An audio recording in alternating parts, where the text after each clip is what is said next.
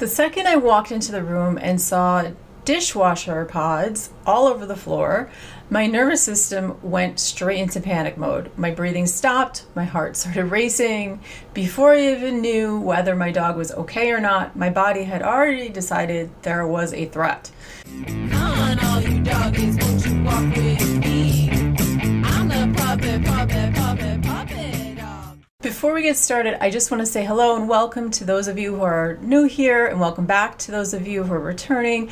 I'm Ann Angela Webb. I'm nationally board certified in animal acupressure and massage. I'm also a professional animal communication instructor with over 20 years of experience, and I'm a licensed psychotherapist. I specialize in hypnosis and brain spotting.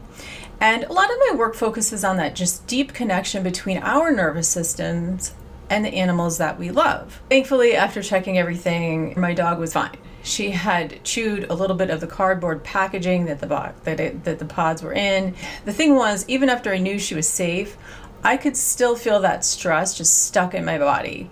So maybe some of you can relate to this. And in this first episode of the Calm Dog Connection series, I'm going to show you the exact simple grounding exercises that I used in that moment to begin regulating my nervous system. So instead of trying to immediately calm or correct your dog, these are some exercises that you can do when you're trying to do training or behavior modification with your animal. And this doesn't have to be dogs, by the way. This can be your pets in general, cats, a horse in a barn. And there are also things you can just do for yourself. And this happens to be Mental Health Awareness Month, so it's a great opportunity to talk about this. I do just want to mention, although I'm a licensed psychotherapist, I'm not providing any counseling or mental health treatment during this episode. So here's what I did, and what I'd love for you to try with me right now. And it's especially great to do this now before something maybe is happening that's triggering you. This point is also known as the hand valley point, or large intestine 4 in traditional Chinese medicine. So the first thing I want you to do is find this sort of fleshy webbing.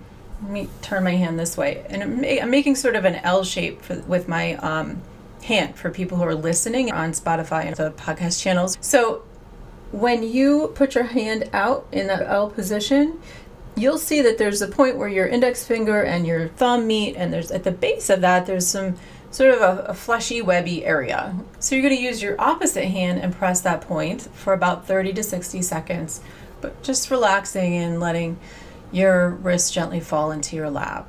And just taking a nice slow breath through your nose and exhale all the way out through your mouth or nose, whatever is comfortable for you. And as you're doing that, soften your gaze and let your peripheral vision widen instead of any sort of intent focusing.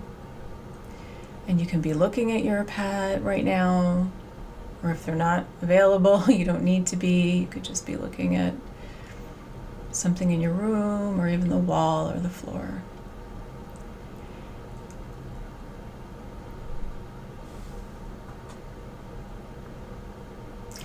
And if you are looking at your animal family member, just notice how they react. If they soften, sigh, yawn, or just shift in some way. The studies show that this pressure point can release beta endorphins, your body's calming and pain relieving chemicals are released, and using brain imaging, they have found this point activates areas involved in pain processing and emotional regulation. I'll link those studies below for those who are interested. A lot of these research studies do use needles, like in acupuncture, but the same way these pathways are activated when we apply pressure at this point is similar, and it works very well to not use needles, to not have to use needles, although acupuncture is a wonderful modality.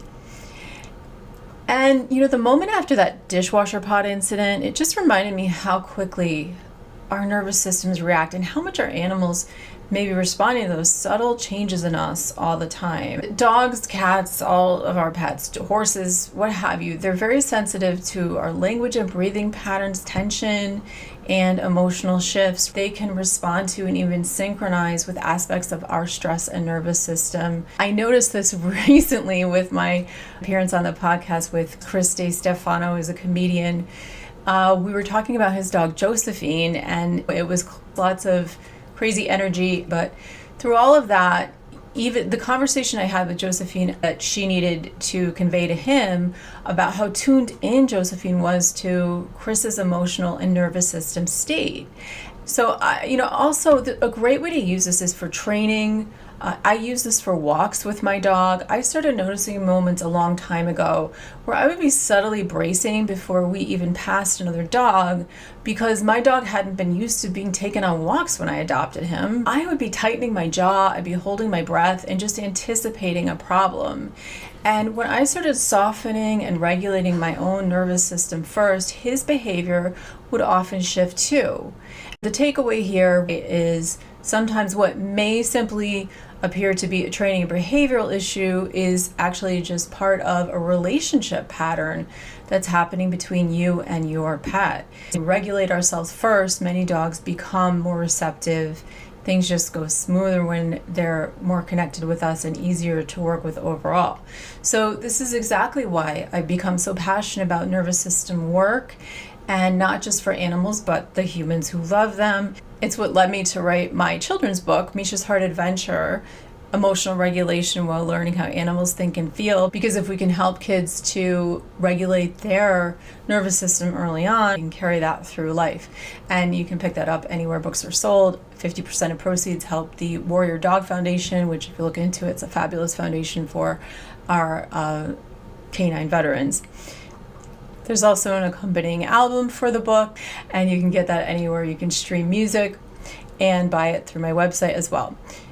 And also, I just want to make sure you're subscribed because we're going to have a part 2 and 3. I'm going to show you the gentle hands-on massage and acupressure techniques I use with anxious dogs to help calm them, and the specific points and calming touch work I use in sessions.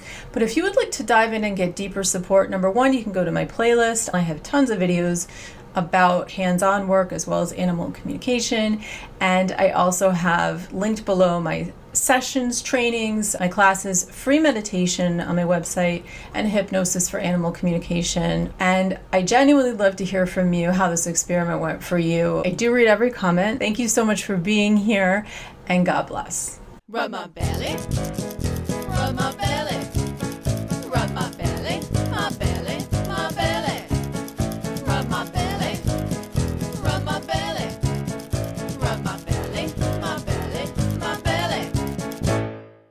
I like my ears.